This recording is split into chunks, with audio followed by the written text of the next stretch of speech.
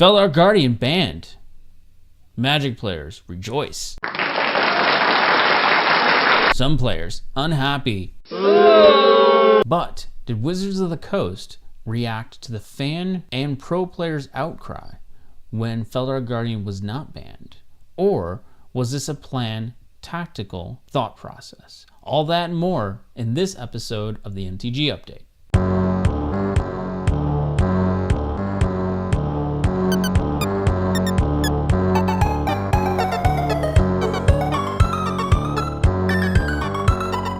Welcome back to the MTG Update, and this is Chris from Legendary Mana.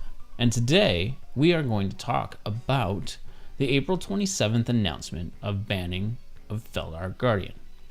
Now, this is a very interesting time because there was a huge outcry amongst pro players, casual players, stores, everybody. I think everybody sat there and responded to Aaron Forsyth's Twitter post about the no ban announcement, and not a lot of them were very kind. I think there's a couple of things to look at, and first thing I want to do is kind of talk about what originally was announced, and that was no bans in Standard. And I think, although their reasoning was justified in the way that they put it, I do think, going back to even the video that we released saying that there should be some steps in R&D that should be able to see these things before they develop.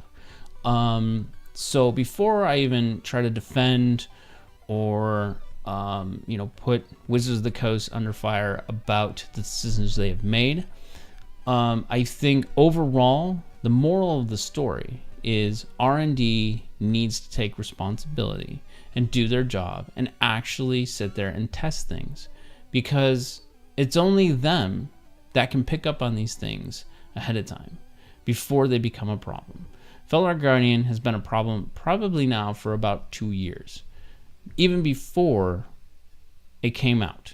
So the thing that we have to think about is, although it's been a problem in the Standard, we've only been living with it for a certain period of time, they definitely could have done something about it a long time ago.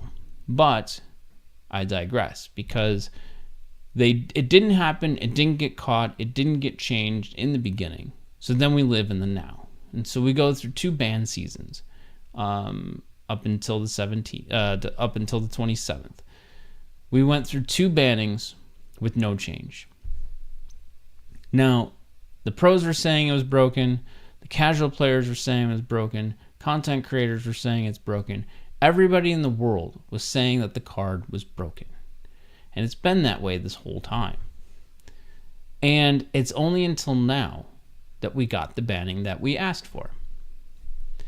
But I think, going back to the data, as they say, the data that they get or use is from Magic the Gathering Online. And I get that. Really, that's their only true way of getting data, because, or I should say, their on-demand source of getting data.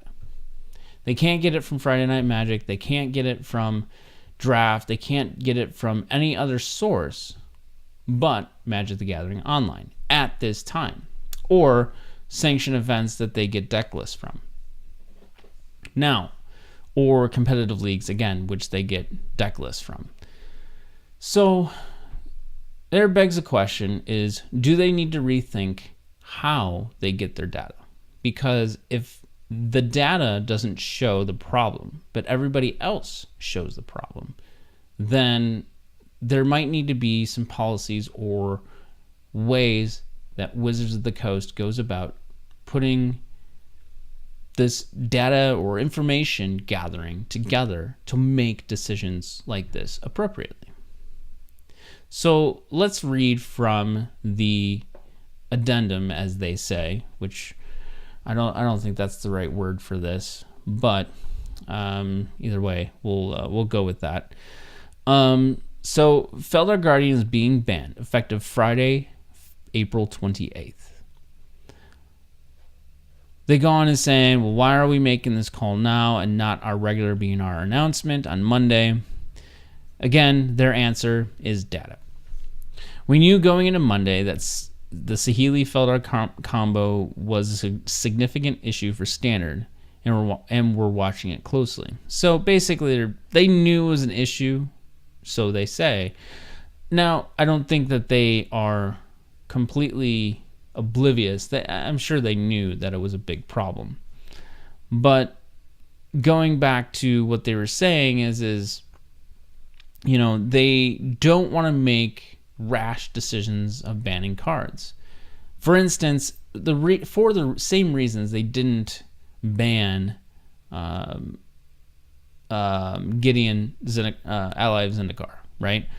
Now, they could have banned that card, but at the same time, there's also ways you can say, they really didn't need to ban it.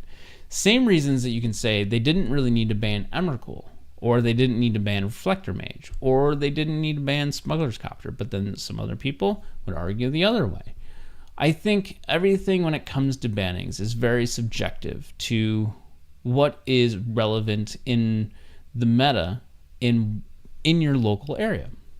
Now, when it comes to competitive Magic, I think it's completely different, and so you have to look at that more of a wide lens.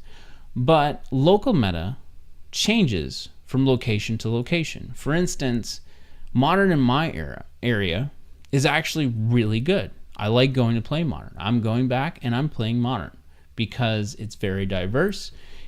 Nobody's taking over the format. It seems like every week somebody's winning, somebody different is in the top 2 or 3. It's not always the same decks. Now, is Living End and Death Shadow, or are they always amongst the top seeded decks? Sure, but I'll say this: I can go to a modern casual event and play a different deck every single time. When I go to a standard event, I can't say the same thing. I'll probably play the same deck 3 times out of the 4.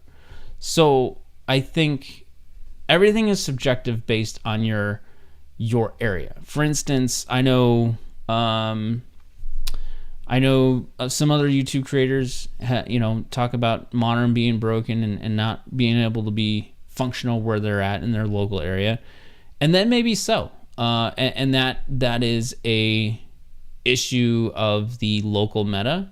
I don't necessarily think I don't know. I mean, I don't know the answer to that. I'm not a store owner. I'm only talking about it on a player point of view, as opposed to a store owner point of view. And I know most YouTube creators are either store owners or own a business of some sort that sort of revolve around Magic the Gathering. So they have more insight than I do. But from a player's perspective, I see Modern as very good, very strong, diverse format currently. Now, that may change at some point, but currently I'm playing Modern and having fun. Now, getting back to the article, for the first time ever, we pre-released a new card set in Magic Online before the formal release date. This happened on Monday. So I did some searching. I want to throw this up on the screen. On April 25th, Wizards of the Coast, they basically published a bunch of links out, and there was one here that says Amonkhet events have begun on Magic Online. So then I go to that link, and going to that link, which is written by Lee Sharp, talks about Magic the Gathering Online and its schedule for bannings and all that stuff.